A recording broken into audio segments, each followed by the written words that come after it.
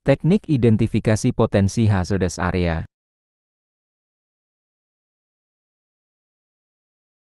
Outline, konsep dasar hazardous area, teknik identifikasi potensi hazardous area, tools dan metode pendukung identifikasi, pengendalian dan pengelolaan hazardous area.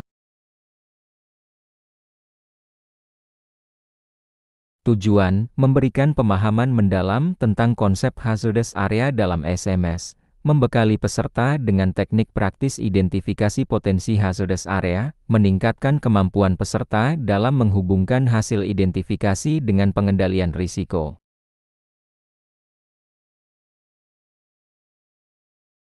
1. Konsep dasar hazardous area. 1,1 Definisi hazardous area menurut standar. 1,2 Klasifikasi lokasi berbahaya. 1,3 Perbedaan antara lokasi aman vs lokasi berbahaya.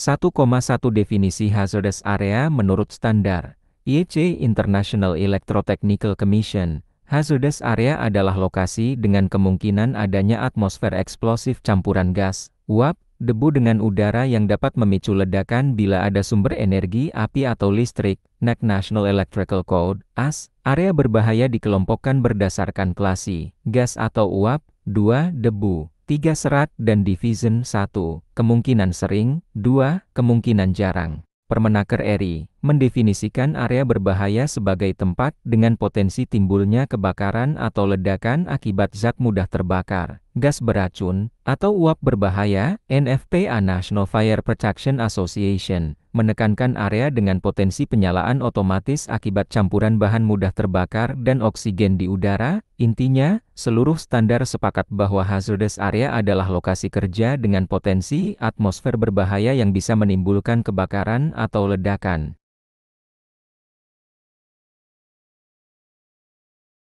1,2 Klasifikasi lokasi berbahaya. Gas dan uap, zona 0. Gas atau uap berbahaya selalu ada dalam jumlah besar, misalnya di dalam tangki penyimpanan. Zona 1. Gas atau uap berbahaya mungkin ada saat operasi normal, misalnya sekitar pompa atau valve. Zona 2. Gas atau uap hanya ada secara tidak normal, kebocoran tidak terduga. Debu, zona 20. Debu mudah terbakar selalu ada dalam konsentrasi berbahaya. Zona 21. Debu mudah terbakar mungkin muncul saat operasi normal sekitar silo atau hopper. Zona 22. Debu berbahaya jarang muncul, hanya bila ada gangguan. Serat mudah terbakar, misalnya pada industri tekstil, kapas, atau kayu, di mana serat beterbangan dapat menimbulkan risiko kebakaran. Klasifikasi ini penting untuk menentukan peralatan, proteksi, dan sistem pengendalian yang tepat.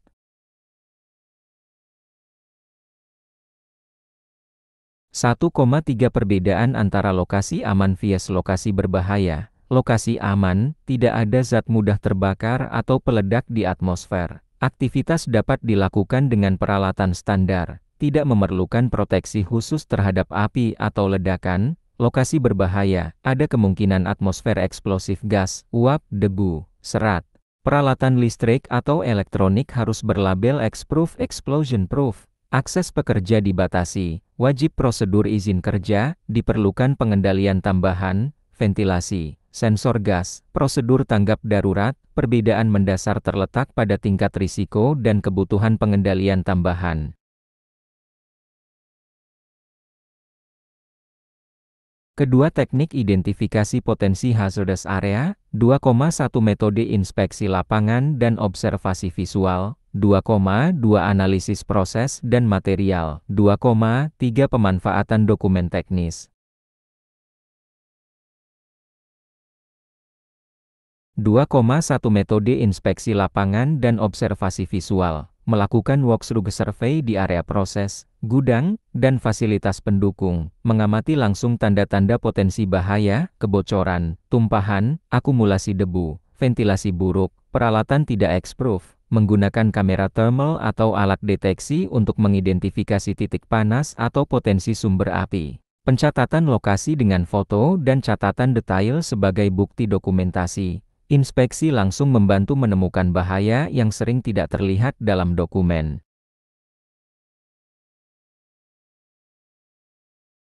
2,2 Analisis proses dan material. Menelaah proses produksi untuk melihat kemungkinan pelepasan zat berbahaya, menentukan titik kritis seperti tangki penyimpanan, pompa, pipa, reaktor, atau silo, mengidentifikasi sifat material, mudah terbakar, tekanan tinggi, volatilitas, atau potensi menghasilkan uap berbahaya. Menggunakan data MSDS Material Safety Datasheet sebagai referensi sifat bahaya tiap bahan, proses dan material adalah akar penyebab terbentuknya hazardous area, sehingga analisis ini wajib dilakukan.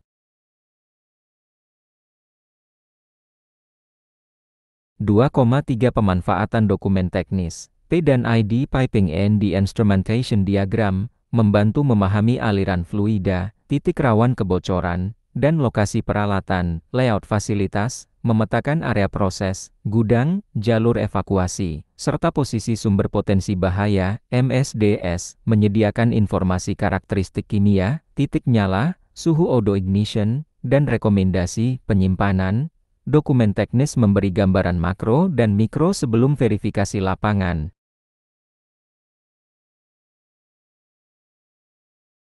Ketiga, tools dan metode pendukung identifikasi hazardous area. 3,1 Job Safety Analysis JSA dan Hazard Identification Risk Assessment HIRA. 3,2 Metode HAZOP Hazard and Operability Study. 3,3 Fault Tree Analysis FTA dan Event Tree Analysis ETA.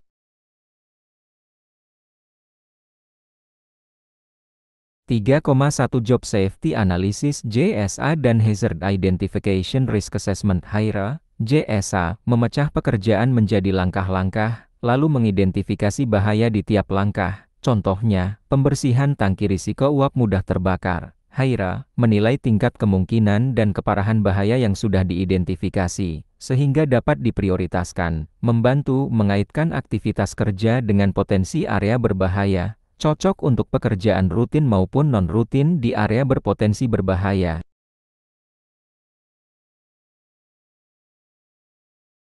3,2 Metode HAZOP Hazard and Operability Study digunakan untuk menganalisis proses kimia atau industri kompleks, menggunakan kata pandu guide word seperti lebih, kurang, tidak ada, berlebihan untuk menguji setiap parameter tekanan, suhu, aliran. Contoh, lebih tekanan potensi kebocoran gas dari valve area sekitar menjadi hazardous area, menghasilkan daftar deviasi proses yang memicu terbentuknya area berbahaya. Sangat efektif di pabrik kimia, migas, dan power plant.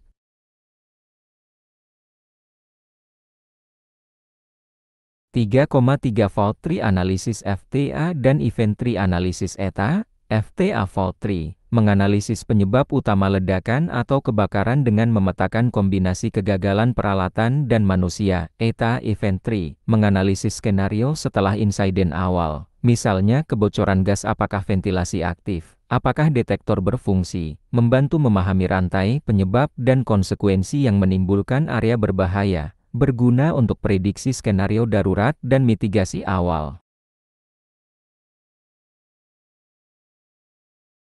Keempat, pengendalian risiko di area berbahaya.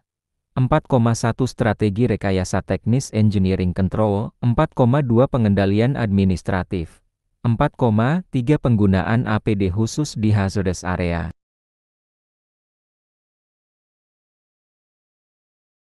4,1 Strategi rekayasa teknis engineering control. Ventilasi. Mengurangi konsentrasi gas atau uap debu di udara. Detektor gas atau debu, alarm dini bila konsentrasi berbahaya tercapai, peralatan X-proof, explosion proof, motor, lampu, panel listrik yang tahan ledakan, inerting purging, menggunakan nitrogen atau gas inert untuk mencegah campuran eksplosif. Tujuannya, menghilangkan atau mengurangi sumber bahaya di level teknis. 4,2 Pengendalian administratif. Work Permit Sistem izin kerja khusus, misalnya izin kerja panas hot work di area berbahaya, signage dan labeling, tanda peringatan hazardous area X zone untuk memberi kesadaran pekerja, pembatasan akses, hanya pekerja terlatih yang boleh masuk area tertentu, jadwal kerja dan rotasi, untuk membatasi paparan pekerja di area berbahaya, administratif kontrol berfungsi sebagai lapisan manajemen risiko tambahan.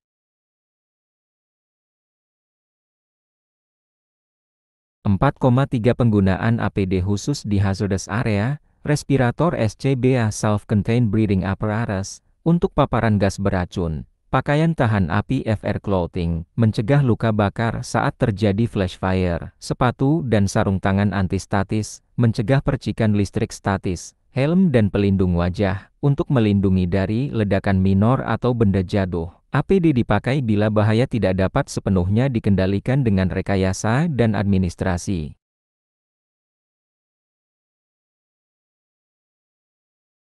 Terima kasih.